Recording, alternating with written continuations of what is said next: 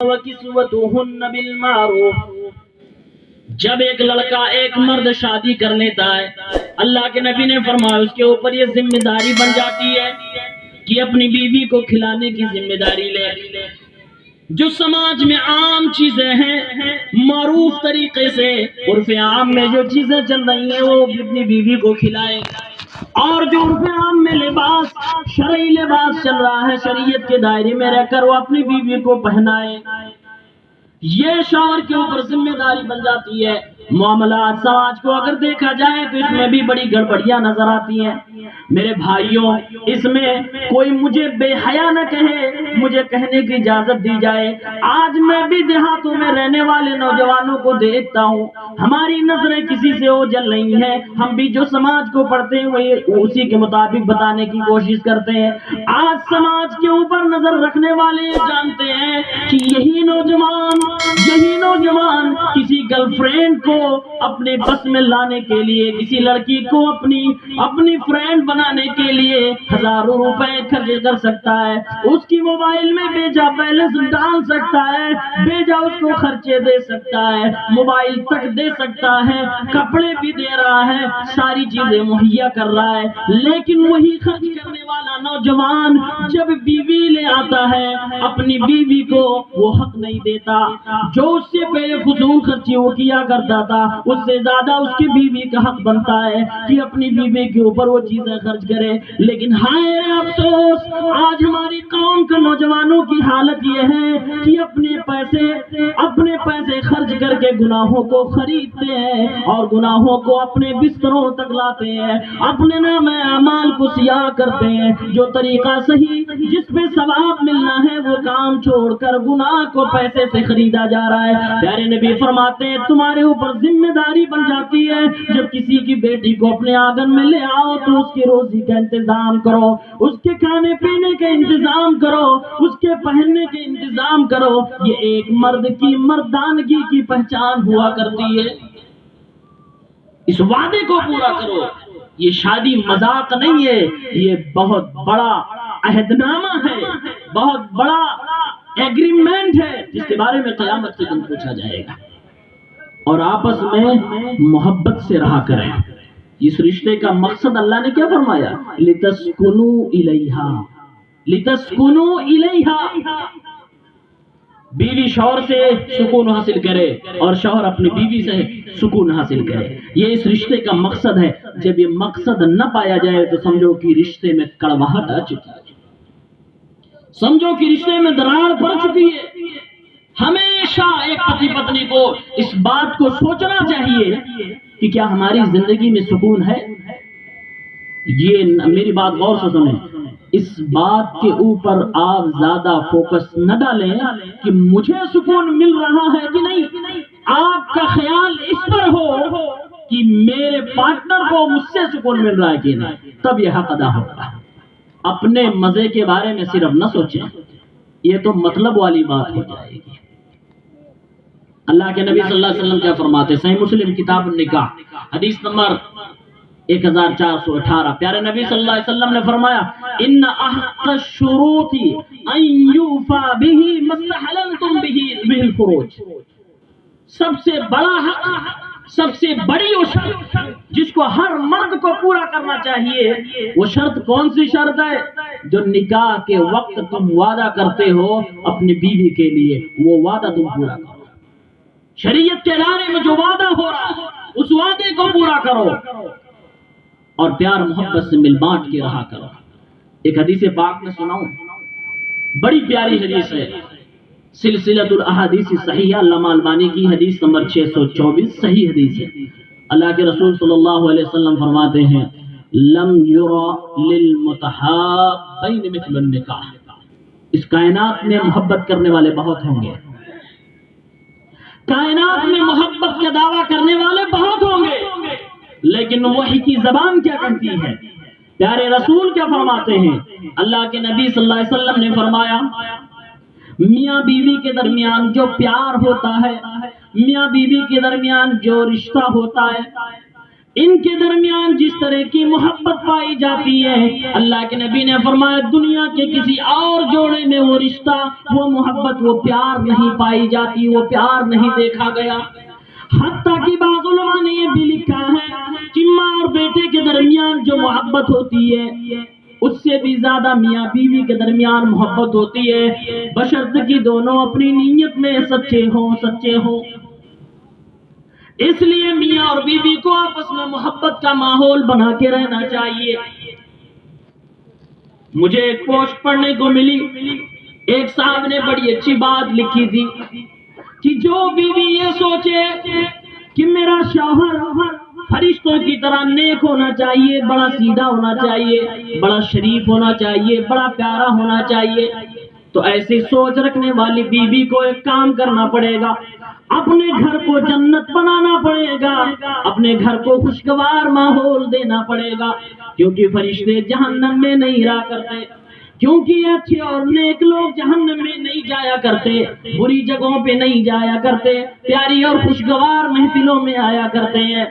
اور بالکل اسی طریقے سے جو شوہر یہ چاہے، جس کی یہ تمنا ہو کہ میری بیوی حور کی طرح ہو، میری بیوی خوبصورت ہو، فرمانبردار ہو، وفادار ہو، تو ایسے شوہر کو بھی بڑا نیک بن کے رہنا چاہیے، بڑا اپنا کیریکٹر پیارا اور سندر اور صاف ستھرا بنا کے رکھنا چاہیے، کیونکہ یہ حوریں گنہگاروں کو نہیں ملا کرتی، کیونکہ یہ حوریں بدکاروں بدماشوں کو نہیں ملا کرتی، یہ کردار والوں کو حوریں ملا کرتی ہیں۔ تو اگر تمنا آپ کی یہ ہے تو آپ کو اس کے مطابق اپنے آپ کو بنانا بھی پڑے گا۔ آئیے میں آپ کو محبت کی میاں بیوی کے درمیان ایک چھوٹی سی مثال دیتا ہوں۔ شاید ان چھوٹے چھوٹے کاموں کو آج کے میاں بیوی معمولی سمجھ کر اس کو مذاق میں اڑاتے ہوں، لیکن یہ میرے نبی کا اسوہ ہے۔ صحیح مسلم کتاب الحیض حدیث نمبر 300، بڑی پیاری حدیث۔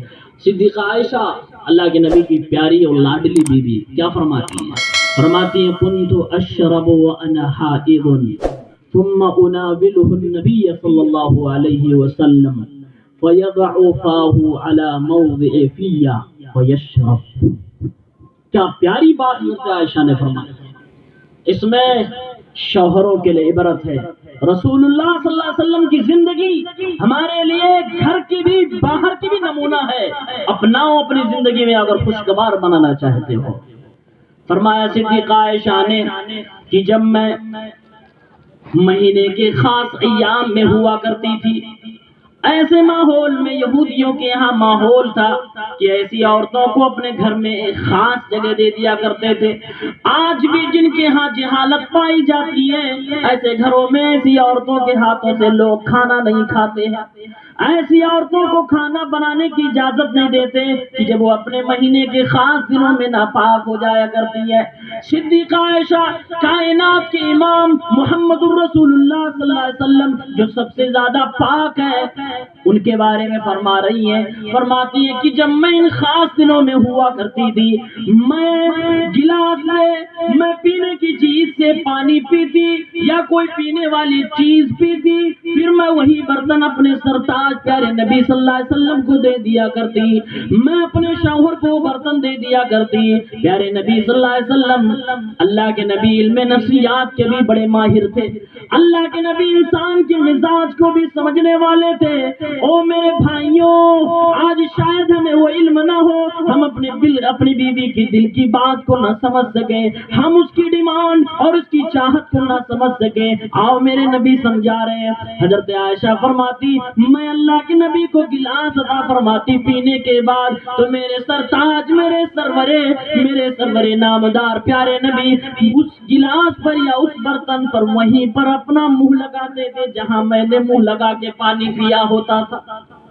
یہ بڑی معمولی سی چیز ہے نا، لیکن کر کے دیکھو، تجربہ کر کے دیکھو، اگر بیوی محبت نہ کرے تو پھر کہنا نیت صحیح، ثواب سنت پہ عمل کرنے کا بھی ملے گا، بیوی پلس پوائنٹ میں آپ کی راضی ہو جائے گی۔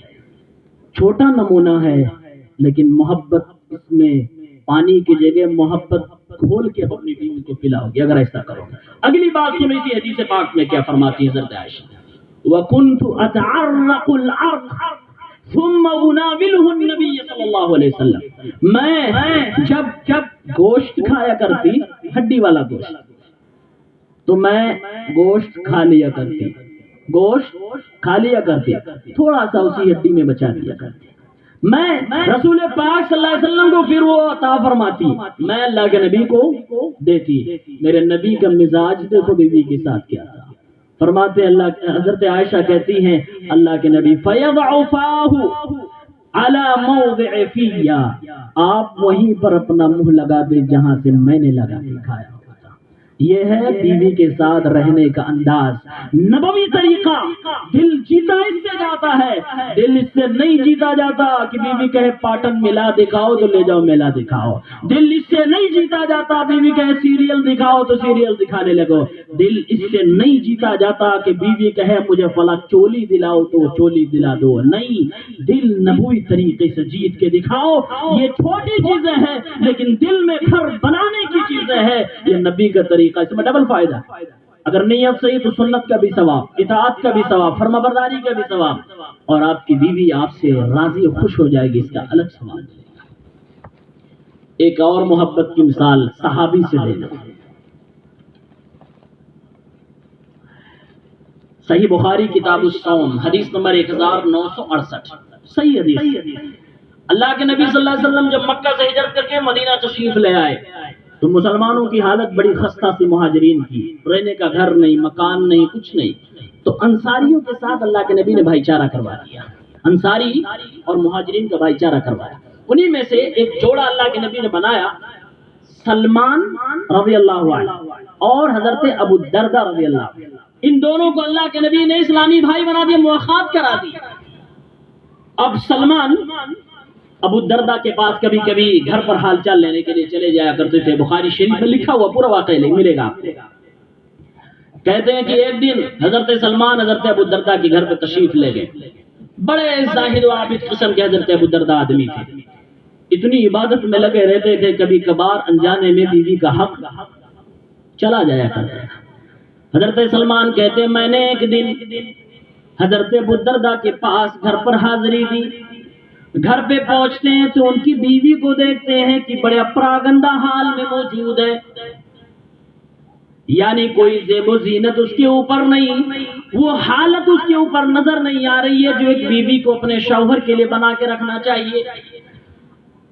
سلمان دیکھتے ہیں، کہتے ہیں کہ کیا حال ہے تمہارا، کیا مزاج ہے، یہ حالت تم نے اپنی کیوں بنا کے رکھی ہے؟ تو بیوی شکایت کرتی ہے اپنے شوہر کی، وہ تو بڑے عبادت گزار ہیں، وہ تو دنیا سے اتنے غافل ہو گئے کہ ان کو ان سب چیزوں سے مطلب ہی نہیں ہے۔ میرے بھائیوں، صحابی کا عمل بتا رہا ہے، اپنی بیویوں کے سنگار کا ڈیمانڈ کیا کرو، اپنی بیویوں سے سنگار کا طلب کیا کرو، یعنی اپنی بیویوں سے یہ ڈیمانڈ کیا کرو اور چاہت کا اظہار کیا کرو کہ مجھے اچھا لگتا ہے کہ تم میرے لیے بند سنور کر رہا کرو، جائز چیزوں میں، ناجائز چیزیں نہیں، یہ حرام چیزیں لگائیں، جو جائز حدود کے دائرے میں ہے وہ بناؤ، سنگار کرے بیوی۔ صحابی سے شکایت کرنے لگی، اتنے میں وہ تشریف لے آئے، شوہر ابو الدرداء رضی اللہ عنہ تشریف اندر گھر میں لاتے، تشریف لائے، بیوی سے کہا کھانا بناؤ، پیارے سلمان آئے ہوئے ہیں، ہمارے بھائی آئے ہوئے ہیں، کھانا بناؤ۔ کھانا بنایا گیا، سامنے پیش کر دیا گیا۔ سلمان شکایت پہلے سن چکے تھے، ابو الدرداء کے اوپر ترس بھی آ رہا تھا اور نصیحت بھی کرنا چاہتے، انداز دیکھو نصیحت کا۔ گھر پہ آئے ہوئے مہمان کو ابو الدرداء رضی اللہ عنہ کہنے لگے سلمان بھائی کھانا تو تناول فرمائیے، کھانا تو کھائیے۔ حضرت سلمان نے کہا اے میرے بھائی ابو الدرداء، جب تک تم نہیں کھاؤ گے تب تک میں کھانے کو ہاتھ بھی نہیں لگاؤں گا۔ کہنے لگے کیوں؟ کہا بس آپ ہمارے ساتھ کھاؤ گے تو ہم کھائیں گے ورنہ نہیں کھائیں گے۔ حضرت ابو الدرداء نے کہا نہیں میرے بھائی میں نہیں کھا سکتا۔ کہا کیوں؟ کہا اس لیے کہ میں آج نفلی روزہ ہوں۔ جب آدمی دن میں نفلی روزہ رہے گا ظاہر سی بات ہے دن میں بیوی کی خواہش نہیں پوری کرے گا۔ حضرت ابو الدرداء نے کہا میں روزہ ہوں، میں آج کھانا نہیں کھاؤں گا۔ سلمان کہنے لگے نہیں نہیں، جب تک تم کھانا نہیں کھاؤ گے میں کھانے کو ہاتھ نہ لگاؤں گا۔ نفلی روزے میں اتنا حق انسان کو بنتا ہے کہ مہمان کی ضیافت کے لیے اپنا روزہ توڑ سکتا ہے۔ نفلی روزے میں آدمی کو ضرورت کے مطابق روزہ توڑنے میں کوئی گناہ نہیں۔ انہوں نے کھانا تناول فرما لیا مہمان کے دل کو رکھنے کے لیے۔ شام ہو گئی، شام ہو گئی، عشاء ہو گئی، لوگ اپنے بستروں پر سونے کے لیے چلے گئے۔ مہمان بھی گھر میں تشریف فرما، سلمان موجود ہے۔ ادھر سلمان کو اپنے گھر میں ابو الدرداء سلاتے ہیں اور کہتے ہیں بھائی آپ مہمان ہو، آپ آرام کرو، آپ سو۔ کہا تم کہاں چلے؟ کہا میں عبادت کرنے جا رہا ہوں، میں اللہ رب العالمین کے لیے نفلی نمازیں پڑھنے کے لیے جا رہا ہوں۔ بھائی سلمان کو پورا ماجرا پتا تھا کہ یہ اللہ کا بندہ اتنا نیک ہے کہ اللہ رب العالمین کو خوش کرنے کے چکر میں بیوی کا بھی خیال نہیں رکھ پاتا ہے۔ کہنے لگے نہیں نہیں، تم جاؤ سو جاؤ، یہ میری سفارش ہے تم سے، جاؤ تم سو جاؤ۔ حضرت سلمان نے کہا ٹھیک ہے، جا کے سو گئے۔ پھر رات میں اٹھنے کا ارادہ بنایا۔ اس زمانے میں کوئی الگ سیپریٹ کمرہ اور الگ انداز میں ہماری طرح سے محل نہیں ہوا کرتے تھے کہ ایک دوسرے کو پتہ ہی نہ چلے کہ کیا ہو رہا ہے، کچھ حرکت سے پتہ چل جاتا تھا۔ پھر سلمان نے کہا کہ سو جاؤ ابو الدرداء، 2 بار 3 بار سلایا، جب آخر ہو گیا، رات کا آخری حصہ آ گیا تو خود سلمان کہتے میرے بھائی ابو الدرداء اٹھو اور چلو نماز پڑھتے ہیں۔ دونوں نے مل کے نماز پڑھی، دونوں نے اللہ رب العالمین کی عبادت کی، اور اس کے بعد نماز پڑھنے کے بعد اپنے بھائی کو سمجھانے لگے اور کہنے لگے او میرے بھائی، تیرے اوپر تیرے خود کے بدن کا بھی حق ہے، تیرے اوپر تیری بیوی کا بھی حق ہے، تیرے اوپر تیرے گھر والوں کا بھی حق ہے۔ ہر کسی کے حق کو ادا کیا کرو، ایک کے حق کو ادا کرنے کے چکر میں باقیوں کے حق کو نہ دفنایا کرو، سب کو لے کے چلو، سب کے حقوق کا خیال کیا کرو۔ میرے بھائی ایسا تم کیا کرو، فَأَعْطِي كُلَّ ذِي حَقٍّ حَقَّهُ، ہر حق والے کو اس کا حق پہنچا دیا کرو۔ جب وقت ہو بیوی کے پاس رہنے کا تو اپنا وقت دوسری چیزوں میں ضائع نہ کیا کرو، بیوی کا حق ادا کیا کرو۔ یہاں ہمیں کیا نصیحت ملی؟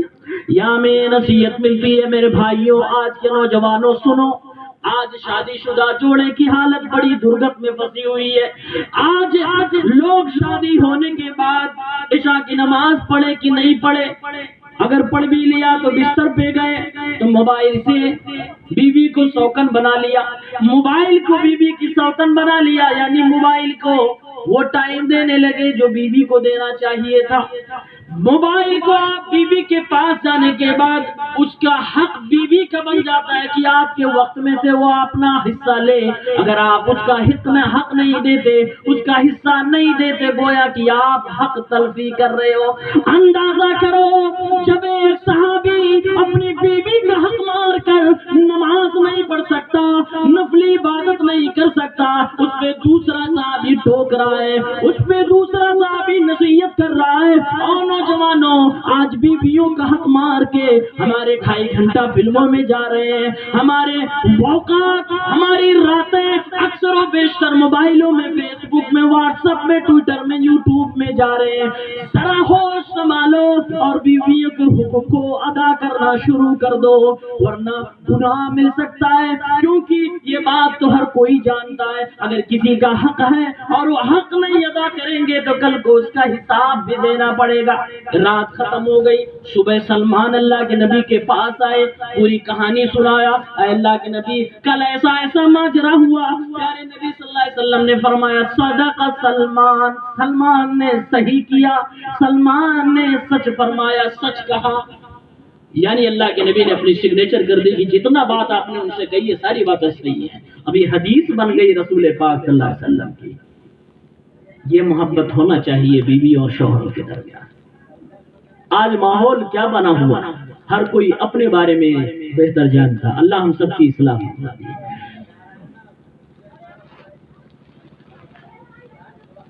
یہ کچھ عام باتیں تھیں، ایک اہم اور بات عام طور پر میں بتانے کی کوشش کر رہا ہوں۔ صحیح بخاری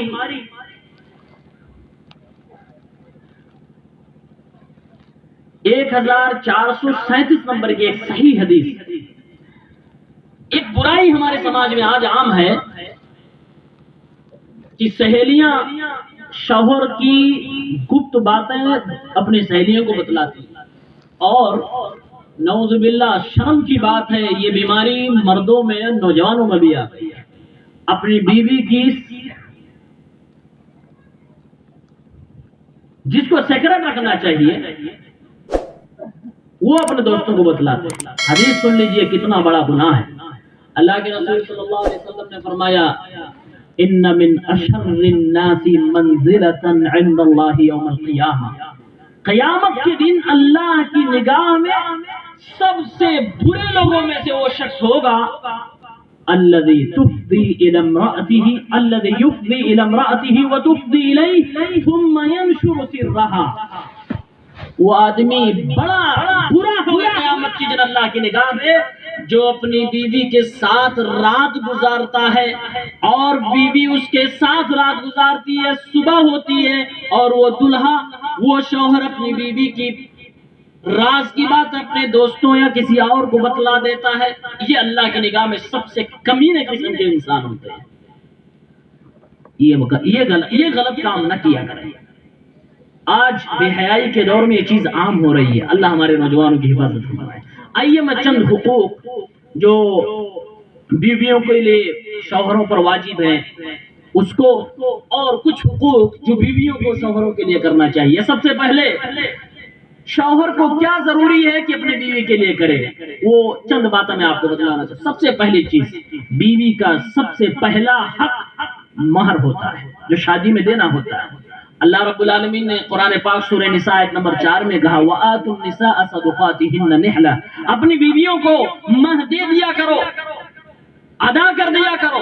آج یہاں بھی بےمانی ہو رہی ہے. جو لوگ کہتے ہیں عورتوں کو حق دینا چاہیے، حق نہیں مارنا چاہیے، آج وہی لوگ بیویوں پتا چلتا ہے کہ بیوی کا مہر دیا ہی نہیں، زندگی ایسے ہی کاٹ رہا ہے. آؤ ایک حدیث سن لو. جو لوگ شادی ہوئی بیوی کو مہر نہیں دیے ہیں، حدیث پاک غور سے سننا، شاید حدیث سن کے اگر نہیں دیے ہیں صبح فجر کی نماز پڑھنے سے پہلے ادا کر دینا. حدیث پاک سنو، صحیح الترغیب و ترہیب حدیث نمبر 1804، صحیح حدیث.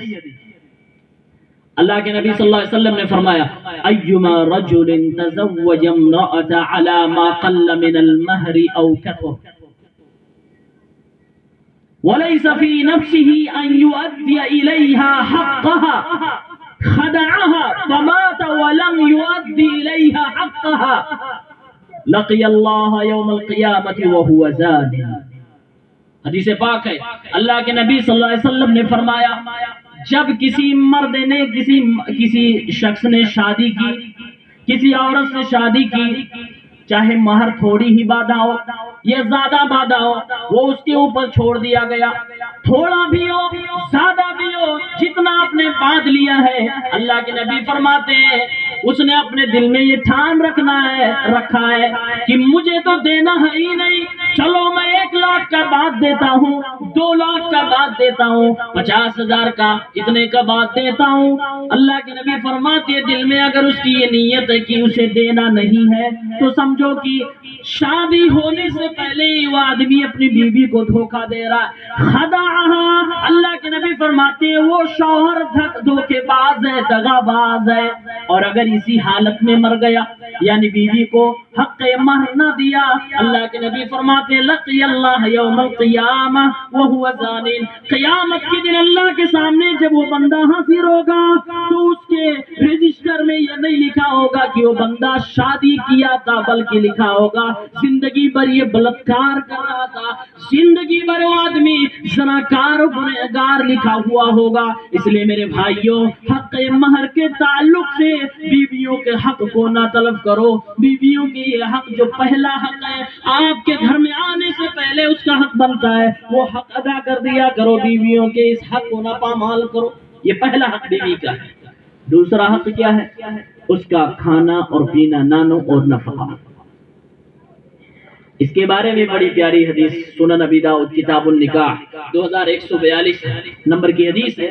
معاویہ ابن حیدہ القشیری رضی اللہ عنہ کہتے ہیں میں نے رسول پاک صلی اللہ علیہ وسلم سے آ کر پوچھا اے اللہ کے نبی صلی اللہ علیہ وسلم ما حق زوجت احدنا علیہ، اے اللہ کے نبی صلی اللہ علیہ وسلم ایک مرد جو شادی کرتا ہے تو اس کو کیا کرنا چاہیے، اس کے اوپر کیا حق بنتا ہے کہ بیوی کے لیے کیا کیا کرے؟ نوجوانوں سنو کیا کیا کرے۔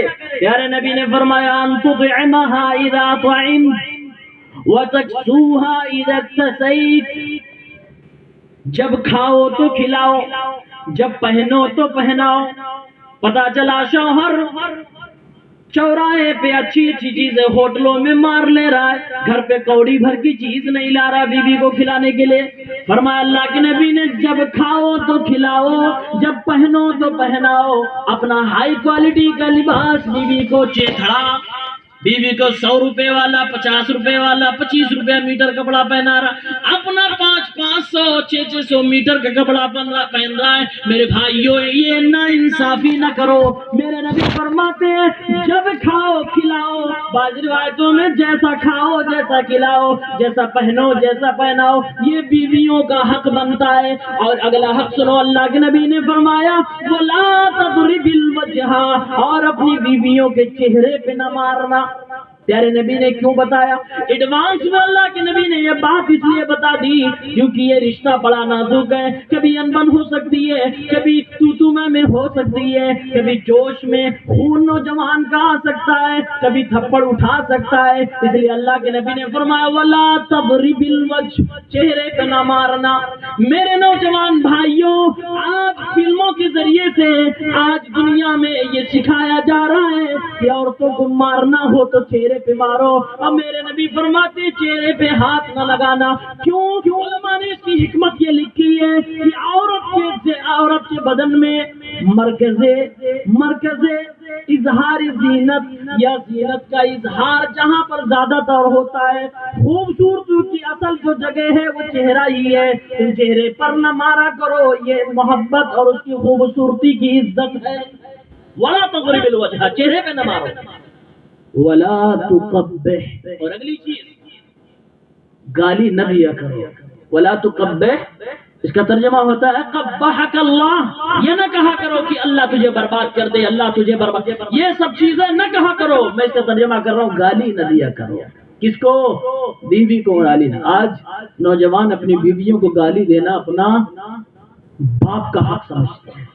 اپنی تو بیوی ہے، جو دل میں آئے جو منہ میں آئے بک دو، ماں بہن ایک بھی نہیں چھوڑ دیا۔ یہ مسلمان نوجوانوں کی حالت ہے۔ نبی کی حدیث سنو وَلَا تُقَبِّحْ، قبحک اللہ بھی کہنے کی اجازت نہیں ہے۔ ماں بہن کی گالی تو بہت دور کی بات ہو گئی۔ وَلَا تَهْجُرْهَا إِلَّا فِي الْبَيْتِ، کبھی انبن ہو جائے، گھر سے نکالنے کی بات آ جائے، بستر الگ کرنے کی بات آ جائے تو اپنے چہار دیواری کی چوکھٹ سے باہر ہاتھ پکڑ کے کبھی مت بھگالنا، کبھی اس کو اپنے چہار دیواری کی چوکھٹ سے دور مت کرنا۔ ہاں بستر سے الگ کر دو، کمرے سے دوسرے کمرے میں شفٹ کر دو، دروازے سے باہر خبردار بیویوں کو مت نکالنا۔ کیوں؟ یہ تمہاری عزت ہے۔ آج انبن ہوئی ہے، کل ہوگی پھر تمہاری۔ آج بستر سے الگ ہوئی ہے، کل تمہارے گلے پھر آئے گی، کل تمہیں سینے سے پھر لگائے گی۔ اس لیے اپنی عزت کو غصے میں آ کر گھر کے چہار دیواری سے باہر نہ نکالو۔ یہ صحابی نے جب پوچھا کہ ایک مرد شوہر کا کیا کرنا چاہیے بیوی کے ساتھ، تو اللہ کے نبی نے چند نمونے بتائے، یہ چند حکم۔ اور ایک اور بات بتاؤں، شوہر کے لیے کیا کرنا چاہیے بیوی کے۔ میرے بھائیوں بہت پیاری بات کہنے جا رہا ہوں، کنجوس لوگوں کے لیے خاص طور سے، جو بیویوں کے ساتھ بڑی کنجوسی کرتے ہیں، بے انتہا کنجوسی کرتے ہیں، ان کے لیے خاص طور سے بات کیا ہے؟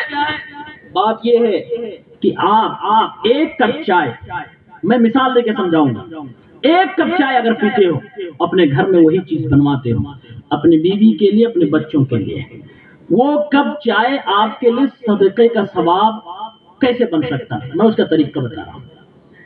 آپ اپنی نیت کر لو کہ میں بیوی کا حق اس لیے ادا کر رہا ہوں، بیوی کو اس لیے کھلا رہا ہوں کیونکہ میں اس کا شوہر ہوں، اور نبی نے اسلام نے میرے اوپر حق واجب کیا کہ میں بیوی کے لیے کھانے پینے کا انتظام کروں۔ آپ کی جب یہ نیت ہوگی اور اللہ کے لیے آپ بیوی کا حق ادا کر رہے ہوگے تو ایک کپ کا چائے جو آپ اپنی بیوی کے لیے ادا کر رہے ہیں اس پہ آپ کو صدقے کا ثواب مل رہا ہے۔ کس کا؟ صدقے کا ثواب۔ اور بیوی کھا رہی، بچے کھا رہے، اپنا بچہ کھا رہا ہے، اپنی بیوی کھا رہی ہے، ثواب صدقے کا مل رہا ہے۔ اس سے بہترین دھرم کہاں ہو سکتا ہے؟ اس سے بہترین مذہب کہاں ہو سکتا ہے؟ اچھا ایک بات اور بتاؤں، بیویاں اس کو نگیٹو نہ لیں کہ مولانا تو کہہ رہے ہیں اپنی بیویوں کو صدقہ کھلاؤ۔ میرے بھائی یہ وہ نہیں ہے کہ جو زکوٰۃ فرض ہوتی ہے وہ چیز اپنی بیوی کو کھلاؤ، وہ نہیں، عام اپنی کمائی کھلا رہے ہو۔ زکوٰۃ کے مال میں سے بیوی کو کھلانے کا حق نہیں ہے، وہ آپ غیروں کو دو گے۔ یہ عام اپنی کمائی میں سے جو کھلا، لیکن ثواب آپ کو اللہ صدقے کا دے رہا ہے۔ حدیث پاک سنو، حدیث پاک کیا ہے؟ اللہ کے نبی صلی اللہ علیہ وسلم، صحیح بخاری کتاب الایمان حدیث نمبر 56، اللہ کے رسول صلی اللہ علیہ وسلم نے فرمایا انک لن تنفق نفقۃ الا ابتغاء وجہ اللہ، انك لم تنفق نفقة تبتغي بها وجه الله الا اجرت عليه حتى ما تجعل في امرأتك، رواه البخاری في کتاب الایمان حدیث نمبر 56۔ اللہ کے رسول صلی اللہ علیہ وسلم نے فرمایا کہ اے مسلمانوں، اے نوجوانوں، تم جو بھی خرچ کرتے ہو اور اس خرچ کرنے کے پیچھے تمہاری نیت ہوتی ہے کہ اللہ راضی ہو جائے تو اس پہ تمہیں ثواب عطا کیا جاتا ہے، تمہیں اجر دیا جاتا ہے۔ حتی ما تجعل فی امراتک، یہاں تک کہ جو لقمہ تم اپنی بیوی کے منہ میں ڈالتے ہو اس پہ بھی تم کو ثواب ملتا ہے، صدقے کا ثواب ملتا ہے۔ اور ایک حدیث پاک صحیح مسلم حدیث نمبر 985، اللہ کے نبی صلی اللہ علیہ وسلم نے صاف فرمایا 1 روپیہ 1 دینار آپ نے مسکین کو دیا، ایک مسافر کو دیا، پڑوسی کو دیا، غیروں کے دیا، اور 1 ہی روپیہ 1 دینار آپ نے اپنی بیوی کے، اپنے بچوں کے اوپر خرچ کر دیا۔ چاروں میں سب سے قیمتی، سب سے زیادہ ثواب والا کون سا ہے؟ اللہ کے نبی نے فرمایا سب سے زیادہ ثواب والا وہ خرچ ہے جو آپ نے اپنی بیوی بچوں پہ کیا ہے۔ اور آگے ایک حدیث اور سنا دوں، صحیح مسلم کتاب الزکوٰۃ حدیث نمبر 1006، اللہ کے رسول صلی اللہ علیہ وسلم نے فرمایا، ایک مرتبہ ارشاد فرمایا، اپنی بیویوں سے جب کوئی شوہر مجامعت کرتا ہے، اپنی بیوی سے ملتا ہے، شہوت اپنی پوری کرتا ہے، اس پہ بھی اس انسان کو ثواب ملتا ہے۔ وفی بضع احدکم صدقہ، پیارے نبی نے فرمایا صدقے کا ثواب وہاں بھی ملتا ہے۔ کیا پیارا دین ہے، کیا پیارا دین ہے۔ پیارے نبی نے فرمایا وہاں بھی صدقے۔ صحابہ کہنے لگے اللہ کے نبی، ایک آدمی اپنی شہوت پوری کرنے کے لیے بیوی کے پاس جاتا اس کو ثواب؟ آپ نے فرمایا مجھے بتاؤ، اگر وہی کام الیگل طریقے سے کرے، غیر قانونی طریقے سے کرے، بیوی چھوڑ کے کسی اور طریقے سے کرے، گناہ ملے گا کہ نہیں؟ صحابہ نے کہا ملے گا۔ آپ نے فرمایا اگر وہی چیز حرام طریقے سے کرے تو گناہ ملے گا، اور حلال طریقے سے کرے تو ثواب کیوں نہیں ملے گا؟ ثواب اس میں بھی ملے گا، اور وہ بھی صدقے کا ثواب ملے گا۔ یہ ہے شریعت اسلامیہ، یہ شوہر کو کرنا چاہیے۔ ان چیزوں کا خیال رکھو، علماء سے پوچھو کہ شوہروں کو کیا کرنا چاہیے اپنی بیویوں کے تعلق سے۔ آئیے میں اپنے چند منٹ میں 10 منٹ میرا وقت بچا ہے، بیوی کو کیا کرنا چاہیے اپنے شوہر کے لیے، وہ چند باتیں آپ کے سامنے رکھتا ہوں۔ سب سے پہلی چیز، ایک بیوی کو اپنے شوہر کی خدمت بہت زیادہ کرنی چاہیے، بہت زیادہ کرنی چاہیے۔ ایک حدیث پاک سن لیجیے، مسند احمد، مسند الکوفیین حدیث نمبر 19003، صحیح حدیث ہے۔ حضرت حسین ابن محسن کی والدہ محترمہ اللہ کے رسول کے پاس اپنی کسی ضرورت کے تحت تشریف لاتی ہے، کام پورا ہو جاتا ہے، چلنے لگتی ہے۔ پیارے نبی صلی اللہ علیہ وسلم نے پوچھا اذات زوج انت، کیا شادی شدہ ہو، شوہر زندہ ہے؟ کہنے لگی ہاں۔ آپ نے فرمایا کیف انت لہ، تم اس کی نگاہ میں کیسی ہو، یعنی کیسا چل رہا ہے تمہارا؟ کہنے لگی اللہ کے نبی صلی اللہ علیہ وسلم ما آلوہ الا ما عجزت عنہ، میں اس کی خدمت اس وقت تک کرتی رہتی ہوں جب تک کہ خود تھک کے نڈھال نہ ہو جاؤں۔ اس الفاظ پر غور کریں، کیا فرما رہی ہیں؟ اے اللہ کے نبی صلی اللہ علیہ وسلم، میں اپنے شوہر کی خدمت اس دم تک کرتی رہتی ہوں جب تک کہ میں عاجز نہ آ جاؤں۔ عاجز نہ آ جاؤں۔ اس جملے سے پتا چلتا ہے کہ ایک بیوی کو اپنے شوہر کی خدمت بہت زیادہ کرنی چاہیے۔ یہ صحابیہ کی سنت ہے، یہ صحابیہ کا طرز عمل ہے۔ یہ نہیں کہتی کہ جب کہتا ہے تب کرتی ہوں، نہیں نہیں، یہ کہہ رہی ہے ما آلوہ الا ما عجزت عنہ، میں اس وقت تک اس کی خدمت کرتی ہوں جب تک کہ میں خود نہ عاجز آ جاؤں، یعنی بے پناہ میں اس کی خدمت کرتی ہوں، لگاتار اس کی خدمت کرتی رہتی ہوں۔ اللہ کے نبی نے فرمایا فانظری این انت منہ، ہاں ہاں ایسے ہی دیکھ بھال کیا کرنا، ہاں ہاں ایسے ہی اپنا کیئر کیا کرنا، اپنے شوہر کا بھی خیال رکھا کرنا۔ کیوں؟ فإنما ہوا جنتک ونارک، کیونکہ شوہر تمہارے لیے جنت بھی ہے تمہاری، اور تمہارے لیے جہنم بھی ہے۔ اس حدیث پاک کا مطلب یہ ہوا اللہ کے نبی یہ فرما رہے ہیں کہ شوہر کی خدمت کر کے سچے دل سے تم چاہو تو جنت میں جا سکتی ہو، اور اگر شوہر کی خدمت نہ کر کے اس کے لیے ناک منہ چڑھا کر، اسے لعنت ملامت کر کے، اسے گالی گلوچ دے کر، اس کے ساتھ بدتمیزی کر کے، بد کلامی کر کے تم اپنے لیے جہنم بنا سکتی ہو، یہ تمہیں اختیار ہے۔ ہاں دھیان رکھنا، اگر اچھا سلوک کرو گی تو جنت میں جاؤ گی۔ یہ حدیث پاک اللہ کے نبی نے ارشاد فرمائی۔ میں دو نمونہ مختصر میں پیش کروں۔ حضرت فاطمہ نبی کی بیٹی ہے، حضرت علی کی اتنی خدمت کرتی ہے کہ چکی سے خود اپنے ہاتھ سے آٹا پیستی۔ روایت میں آتا بخاری شریف میں تفصیلاً مسلم احمد کے اندر ذکر ہے کہ اللہ کے نبی صلی اللہ علیہ وسلم کی یہ پیاری بیٹی جنتی عورتوں کی سردار چکی جب پیستی ہے، ہاتھ پہ نشان بن جاتے ہیں، بازو پہ نشان بن جاتے ہیں، مشکیزے میں پانی بھر کے لاتی ہے، کمر پہ نشان بن جاتے ہیں، اتنی محنت کرتی ہے، جھاڑو لگاتی ہے تو دھول اڑ کے اس کے بدن پہ پڑ جاتے ہیں، چولہا جلاتی ہے تو دھوئیں سے برا حال ہو جاتا ہے۔ حضرت علی کو دیکھا نہ گیا کہ وہ جنتی عورتوں کی سردار میری بیوی ہے، کائنات کے امام کی بیٹی ہے۔ حضرت علی نے کہا او میری بیٹی، او میری بیوی فاطمہ، اپنے ابا سے کوئی نوکر خادم کیوں نہیں مانگ لیتی؟ اللہ کے نبی صلی اللہ علیہ وسلم کی پیاری بیٹی اللہ کے نبی کے پاس تشریف لے گئی، نبی نہ ملے، عائشہ سے کہہ کر چلی آئی کہ اللہ کے نبی آئے تو کہہ دینا فاطمہ آج نوکر کی تلاش میں، ایک نوکرانی کی ڈیمانڈ میں اپنے باپ کے پاس آئی۔ اللہ کے نبی صلی اللہ علیہ وسلم کو یہ بات پتا چلی، اللہ کے نبی آئے، اپنی بیٹی کو سمجھانا شروع کر دیا، فرمایا او میری پیاری بیٹی، نوکر میں تجھے نہیں دے سکتا، خادم میں تجھے نہیں دے سکتا، کیوں؟ اس کے علاوہ میں تجھے وظیفہ سکھا رہا ہوں، اس کے علاوہ میں تجھے دعا سکھا رہا ہوں، رات کو سوتے وقت سبحان ربی اللہ، سبحان اللہ والحمدللہ ولا الہ الا اللہ واللہ اکبر۔ اللہ کے نبی صلی اللہ علیہ وسلم نے اپنی بیٹی کو اور حضرت علی کو یہ سکھایا کہ اپنی رات کے وقت سبحان اللہ، الحمدللہ، اللہ اکبر، اور اخیر میں وہ ایک کلمہ پڑھ لینا جس سے وہ پورا ہو جاتا ہے۔ یہ جو تم کر لو گی تو تمہارا دن بھر کا تھکان دور ہو جائے گا۔ میرے نبی نے نوکر کے ڈیمانڈ پر بیوی کو نوکر نہ دے کر پلس میں دعا دی اور ان کو دعا سکھائی کہ یہ دعا پڑھ لیا کرو۔ جب جنتی عورتوں کی سردار چولہا پھونک سکتی ہے، جھاڑو لگا سکتی ہے، برتن دھل سکتی ہے، مشکیزے میں پانی لا سکتی ہے، چکی سے آٹے پیس سکتی ہے، تو ہماری بیویاں، ہماری بہنیں، ہماری بیٹیاں، ہماری مائیں کیوں نہیں کر سکتی؟ جبکہ وہ جنتی عورتوں کی سردار یہ سارا کام کر رہی ہیں۔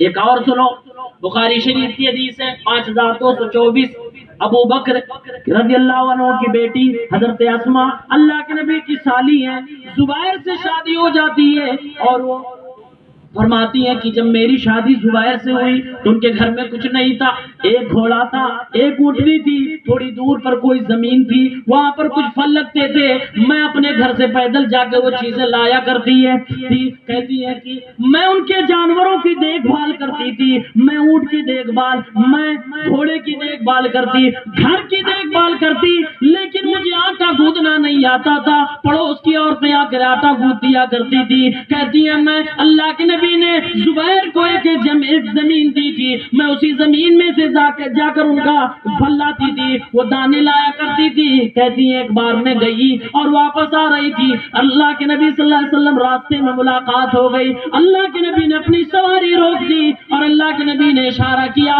وہ اسماء بنت ابی بکر، وہ عائشہ کی بہن، میرے میری سواری پہ تو بیٹھ جا. یہ کہتی ہے اللہ کے نبی کی رشتے میں سالی لگ رہی ہے. کیا کہہ رہی ہے؟ کہہ رہی کہ اپنے اشارے سے انہوں نے کہا، اپنے اللہ کے نبی صلی اللہ علیہ وسلم سے کہا کہ مجھے یہ پسند نہیں، مجھے شرم آتی ہے کہ میں مردوں کے پیچھے چلوں، میں مردوں کے ساتھ چلوں، مجھے شرم آتی ہے. اللہ کے نبی سمجھ گئے، اللہ کے نبی چل دیے. واپس یہ اپنے گھر پہ آتی ہیں، اپنے شوہر کو بتلاتی ہیں کہ آج ایسا ایسا ماجرا ہوا. اللہ کے نبی صلی اللہ علیہ وسلم نے اپنی سواری میرے لیے روک دی، لیکن میں نے آپ کی غیرت کے لیے، میں نے آپ کی عزت کی حفاظت کے لیے اللہ کے نبی کی سواری پر بھی میں نہ بیٹھی. یہ صحابیہ، یہ پیارے نبی صلی اللہ علیہ وسلم کی سالی، یہ حضرت عائشہ کی بہن، یہ ابو بکر کی بیٹی کا ماحول ہے. یہ ان کا کردار ہے کہ کائنات کے سب سے بڑے، سب سے پاک باز انسان، جن کی عزت اور جن کی عصمت کی ذمہ داری اور گارنٹی اللہ رب العالمین نے لی، ان کی بھی سواری پر آپ صلی اللہ علیہ وسلم کی سالی نہیں بیٹھ رہی ہے. وہ عورتوں جو آج اپنے بہنوئیوں کے ساتھ مارکیٹوں میں دکانوں کا چکر لگا رہی ہے اور ادھر سے ادھر سفر کر رہی ہے، ذرا سوچو تو صحیح، کیا نبی سے پاک، نبی سے زیادہ عزت دار، نبی سے زیادہ اپنے پر کنٹرول کرنے والا کسی کا بہنوئی کائنات میں ہو سکتا؟ نہیں، ہر کس نہیں ہو سکتا. لیکن پھر بھی اسما نے ریفیوز کر دیا. کیوں؟ اپنے شوہر کی عزت کو دیکھتے ہوئے، اپنے شوہر کی غیرت کو دیکھتے ہوئے. شوہر سے جب کہا تو زبیر کیا کہنے لگے وہ بات تو ٹھیک ہے، لیکن تو جو گھر سے وہاں تک جاتی ہے اور یہ پھل توڑ کے لاتی ہے وہی مجھے برا لگ رہا ہے. تو نبی کی سواری پر بیٹھ جاتی تو شاید مجھے اتنا برا نہ لگتا جتنا تیرے آنے جانے سے مجھے برا لگتا ہے. حضرت ابو بکر کو یہ بات جب پتا چلی تو ابو بکر صدیق رضی اللہ تعالیٰ عنہ نے اپنی طرف سے خادم اپنی بیٹی کو دے دیا تاکہ بیٹی کو گھر سے باہر نہ نکلنا پڑے. یہ شوہر کی خدمت ہے جو صحابیوں سے، صحابیہ عورتوں سے ہماری ماں اور بہنوں کو، ہماری بیٹیوں کو، بہنوں کو، بیویوں کو سیکھنا چاہیے. میرے بھائیوں، میرے دوستوں، اور بھی بہت سے حقوق ہیں. ایک اور حق میں بتا کر اپنی بات ختم کرتا ہوں. ایک عورت کے لیے جب وہ بیوی بن جائے ضروری ہے اپنے شوہر کی فرما برداری کیا، فرما برداری کیا کرے. ایک آخری حدیث سنن نسائی کتاب النکاح 3231 نمبر کی روایت. اللہ کے نبی صلی اللہ علیہ وسلم سے پوچھا گیا، عن ابی ہریرہ رضی اللہ عنہ قال قیل یا رسول اللہ صلی اللہ علیہ وسلم ای النساء خیر؟ قال التي تسره اذا نذر وتطيعه اذا امر ولا تخالفه في نفسها ومالها بما يكره. یہ حدیث پاک. اللہ کے نبی سے سوال ہوا which is the best woman، سب سے بہتر عورت کون سی ہے؟ اللہ کے نبی سب سے اچھی عورت کون سی ہے؟ پیارے نبی صلی اللہ علیہ وسلم نے کیا فرمایا؟ التي تسره اذا نذر. سب سے اچھی عورت وہ، سب سے اچھی بیوی وہ ہے جس کا شوہر اسے دیکھے تو خوش ہو جائے. بیوی اپنی نگاہ سے ہی اپنے شوہر کو خوش کر دے، اپنی مسکراہٹ سے ہی اپنے شوہر کو خوش کر دے، اس کے دل کو اپنی طرف جھکا لے. یہ اچھی عورتوں کی علامت ہے، اچھی بیویوں، کامیاب بیویوں کی پہچان ہے. آپ نے فرمایا التی تسرہ اذا نظر، جب وہ شوہر اس کی طرف دیکھے تو وہ خوش ہو جائے، بیوی اس کو خوش کر دے. یہ اچھی عورت کی علامت. وَتُطِيعُهُ إِذَا أَمَرَ، اور جب اس کو حکم دے، شوہر جب اپنی بیوی کو حکم دے تو فوراً فرما برداری کرے، اس حکم کو مان لے. یہ اچھی عورتوں کی علامت ہے، یہ سب سے اچھی عورتیں ہیں. اور اپنے شوہر کی خدمت میں کمی نہ کیا کریں، اپنے شوہر کی مخالفت نہ کریں اپنی عزت کے بارے میں اور اس شوہر کے مال و جائیداد کے بارے میں، یعنی کہ اپنی عزت کی حفاظت کیا کریں، اپنے شوہر کی امانت میں خیانت نہ کیا کریں، اور شوہر کی جائیداد اور اس کی دولت جو اس کو حفاظت کے لیے ملی ہے اس کی پوری کڑی نگرانی کے ساتھ حفاظت کیا کریں، اس میں خیانت نہ کیا کریں. یہ ایک بیوی کو کرنا چاہیے. اللہ کے نبی نے فرمایا یہ اچھی عورت ہے، یہ بیسٹ عورت ہے، یہ سب سے پیاری عورت ہے، جیسا کہ صحابی نے پوچھا تھا. میرے بھائیوں، میرے دوستوں، میرا وقت بالکل ختم ہے. 1 گھنٹہ 1 منٹ ہو چکا ہے، میں 1 منٹ آگے چل رہا ہوں. میں اپنی بات کو ختم کر رہا ہوں اور میں اپنی تقریر کا پیغام یہی دینا چاہتا ہوں کہ اس رشتے کی نزاکت کو سمجھیں۔ میاں اور بیوی جو اس بندھن میں بچ چکے ہیں وہ اس رشتے کو اہمیت سے سیریس لیں، اس کو مذاق میں نہ لیں، اور ہر بات، ہر کیریکٹر، ہر بات کہنے سے پہلے اس کو سوچ لیا کریں، کہیں بیوی کے دل پہ لگ تو نہیں جائے گی۔ یہی چیز بیوی سوچے، کہیں ایسا کچھ نہ کہیں جس سے شوہر ہمارے ناراض ہو جائے، اور یہ ساری چیزیں شریعت کے دائرے میں ہوں۔ ایک بات یاد رکھیں، لا طاعت لمخلوق فی معصیت الخالق۔ اگر شوہر کوئی اسلام کے خلاف کام کہتا ہے تو وہاں شوہر کی فرمانبرداری نہیں چلے گی، اور ایسے بیوی اگر اسلام کے خلاف کوئی کام کہتی ہے تو وہاں بیوی کی بھی آپ اس کی ضرورت کو، اس کی اس بات کو پورا نہیں کریں گے، نہیں مانیں گے۔ یہ اسلام کا حکم ہے، ایک تفصیلی موضوع ہے، اس کے لیے حدیث کی کتابوں میں کتاب النکاح پورا کا پورا پڑھایا جاتا ہے، لکھا ہوا ہے۔ اللہ رب العالمین سے دعا ہے پروردگار عالم اس رشتے کو جو لوگ پا چکے ہیں، جو اس سے بچ چکے ہیں، ان کو صحیح طریقے سے اس کو نبھانے کی توفیق عنایت فرما۔ الہ العالمین جو اس رشتے میں بچ چکے ہیں ان کے اس رشتے کو پاک مبارک بنا دے۔ الہ العالمین ایک دوسرے کی امانت کی حفاظت کرنے کی توفیق عنایت فرما۔ الہ العالمین اگر کسی بیوی اور شوہر کے درمیان جھگڑے ہیں تو پروردگار عالم ان کو صلح کرنے کی توفیق عنایت فرما دے۔ اللہ رب العالمین ان کو شیطان کی شر سے بچا، آمین یا رب العالمین۔ وآخر دعوانا